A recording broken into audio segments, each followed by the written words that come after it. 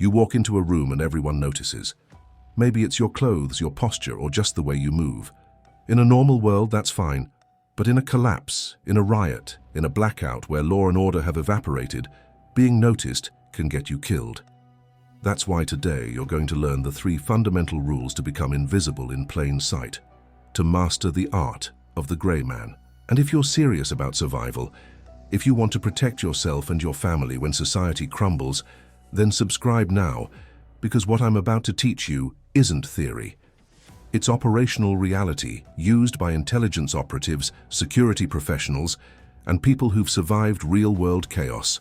Don't just watch, engage, like, comment, and share this with someone who needs to disappear when the world goes dark. The grey man isn't about hiding in the shadows. It's about blending so seamlessly into your environment that you become forgettable. You're not invisible, you're unremarkable. And in a crisis, unremarkable means safe. Unremarkable means you're not a target. Because when looters are scanning a crowd for victims, when armed groups are looking for threats or resources, they pick the ones who stand out. The guy in tactical gear, the woman with the designer bag, the person walking with confidence in a sea of fear. Those people get remembered, they get followed, they get robbed, or worse. So let's break this down. Rule number 1 is about your appearance, but it goes deeper than just clothes. Rule 2 is about behavior, movement, and presence. Rule 3 is about situational adaptation, knowing when and how to shift your grey man profile based on the environment. Master these 3, and you'll move through Wei-Ji like smoke through air. Ignore them, and you're painting a target on your back. Rule number 1. Dress like the average person in your environment. This sounds simple, but most people get it catastrophically wrong. They think grey man means wearing all black or grey, dressing like a ninja, or throwing on cargo pants and a tactical shirt. That's not blending. That's standing out in a different way. Real grey man dressing means you study your environment first, then match it. If you're in a suburban neighborhood during a disaster, look at what the majority of people are wearing. Jeans and a plain t-shirt, a hoodie, sneakers or basic work boots. Nothing tactical, nothing expensive, nothing that screams preparedness or wealth. Here's a real-world example. During the 2011 London riots, people wearing branded sportswear or anything that looked new became instant targets. Looters assumed they had money or valuables. Meanwhile, people in worn jeans, old jackets and scuffed shoes walked right past the chaos without being bothered. Why?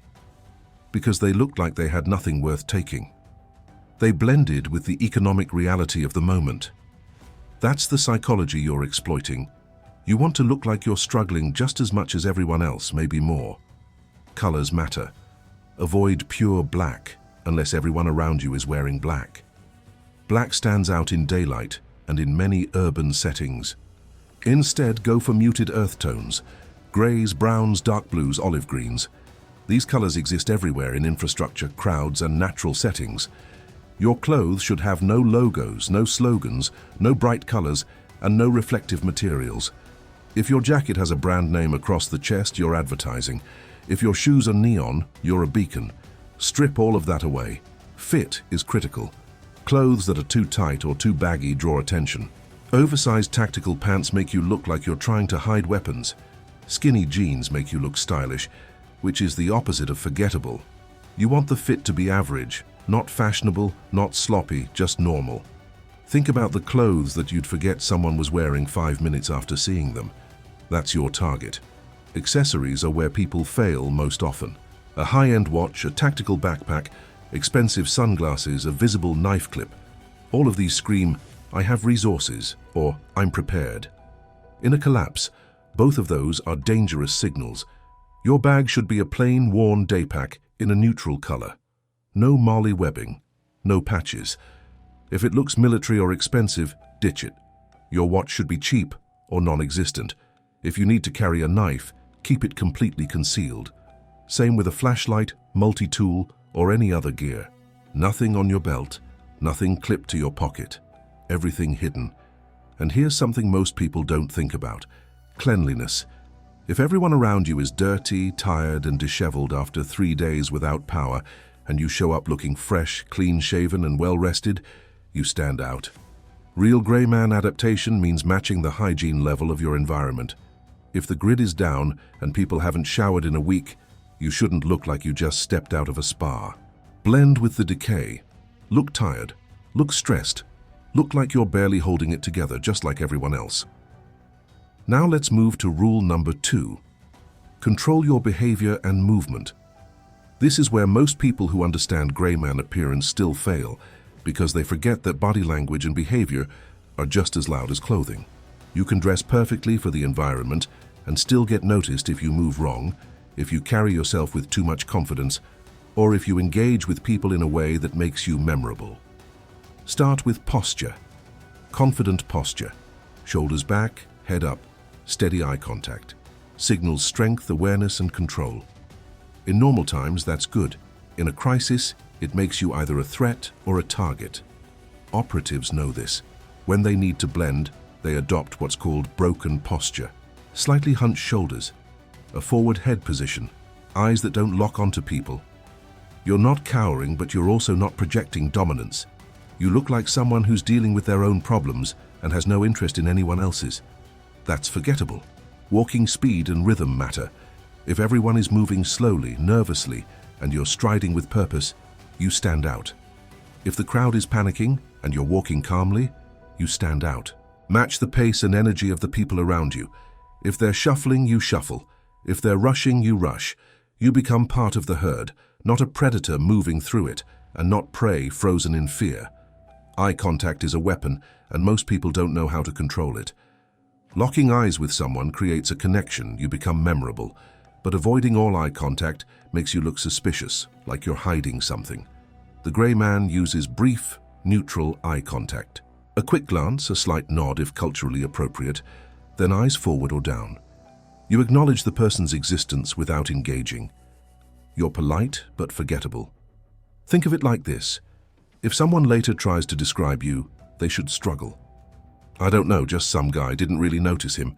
Interactions are dangerous. Every conversation is a memory. Every favor you do, every conflict you avoid in a noticeable way, every time you help or refuse to help, it all makes you memorable. The gray man minimizes interactions, short, bland responses, no strong opinions, no jokes that make people laugh, no arguments. If someone asks you a question, your answer should be so generic that they forget it immediately. Where are you headed? Just trying to get home. That's it. No details, no personality. Vanilla.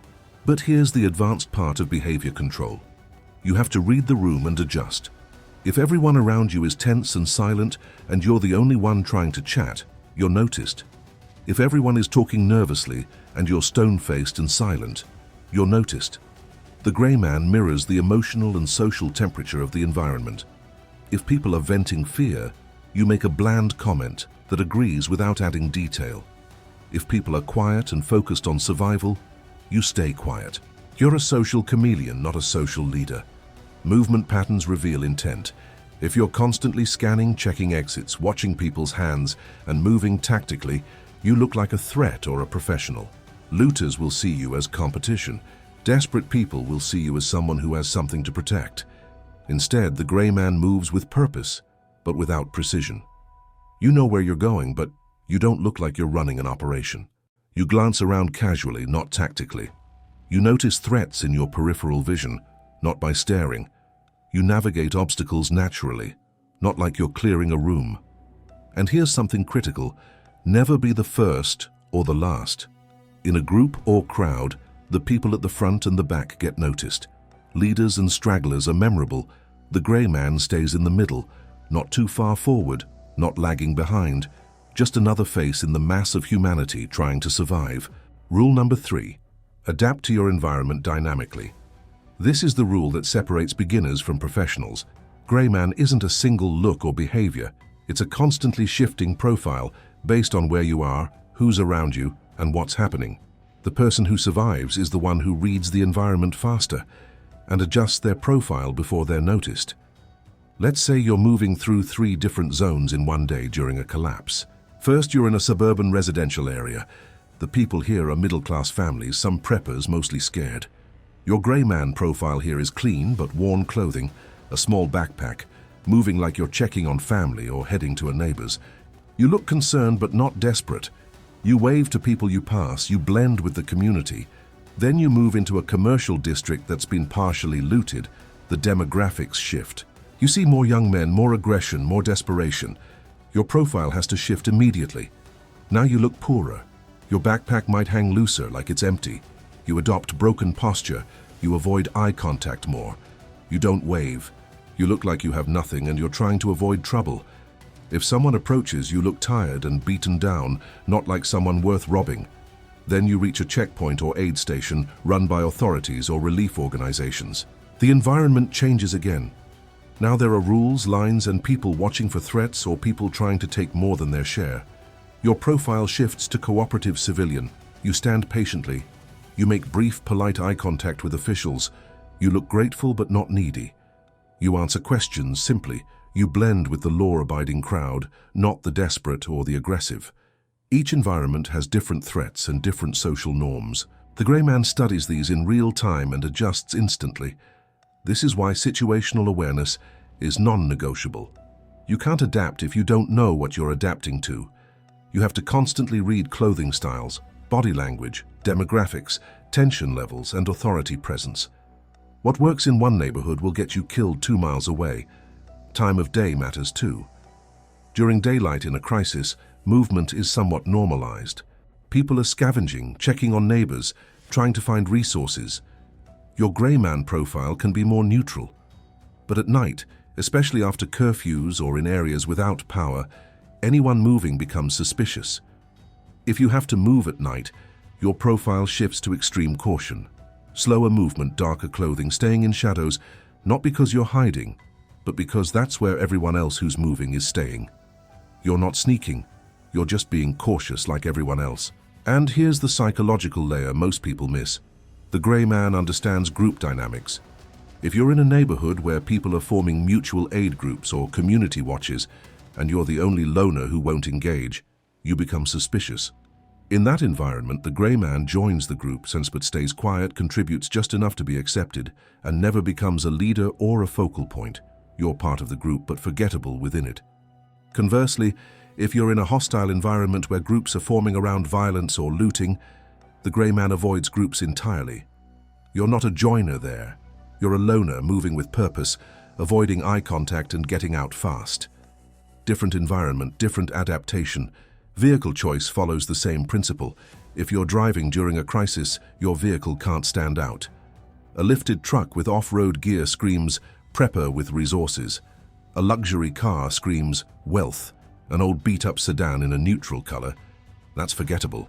If you have an expensive vehicle, consider swapping it or at least removing anything that makes it stand out. Ditch the stickers, the custom wheels, the roof racks. Make it look like 1,000 other cars. And if you're on foot, the same applies to your gear. A hiking backpack in an urban collapse? You stand out. A tactical vest? You look like a threat. A worn day pack or even a plastic shopping bag in some environments? That's blending. The grey man carries gear, but the gear looks contextually appropriate. In a suburban evacuation, a small rolling suitcase might blend better than a backpack. In a rural area, a canvas bag might be more appropriate. Read the room, match the context. Here's a real-world failure that illustrates all 3 rules. During the 2005 Hurricane Katrina aftermath, some preppers and security contractors moved through New Orleans wearing tactical clothing, carrying visible weapons, and moving with military precision. They thought they were being smart, prepared, and ready for threats. But they became targets. Desperate groups saw them as competition or as people with valuable gear. Authorities saw them as potential threats. They were memorable, and in some cases, they were detained or confronted. Meanwhile, locals in regular clothes, moving carefully, helping neighbors quietly, and blending with the chaos, they moved freely. They were forgotten. The grey man isn't about being invisible. It's about being forgettable. It's about making sure that when someone tries to remember who they saw today, you don't come to mind. You weren't threatening. You weren't interesting. You weren't worth noticing. And in a collapse, being unnoticed is the ultimate survival advantage. So let's bring this together. Rule 1. Dress like the average person in your specific environment. Not tactical, not expensive, not memorable. Rule 2. Control your behavior, movement, and interactions to minimize memory. Broken posture, neutral eye contact, bland responses, and social mirroring. Rule 3. Adapt dynamically to every environment you enter. Read the room, shift your profile, and match the context in real time. This isn't just theory. Intelligence agencies train operatives in these exact principles. Security professionals use this to move through hostile environments without becoming targets. Survivors of real-world collapses, from economic crises to natural disasters to civil unrest, have confirmed that the people who blended survived, and the people who stood out didn't. But here's the uncomfortable truth. Most people won't do this. Most people will dress how they want, walk how they want, and interact how they want because they're not willing to surrender their individuality even when their life depends on it. They'll wear their prepper gear proudly. They'll project confidence because they think it makes them look strong. They'll engage with people because they're social, and in a collapse, they'll be the first ones robbed, followed, or worse. The grey man is disciplined. The grey man sacrifices ego for survival. The grey man understands that in chaos, the person who stands out is the person who dies first. And if you're serious about this, if you're committed to protecting yourself and your family when everything falls apart, then you'll train these 3 rules until they're instinctive. You'll practice blending in normal times so that when the crisis hits, you don't have to think, you just do.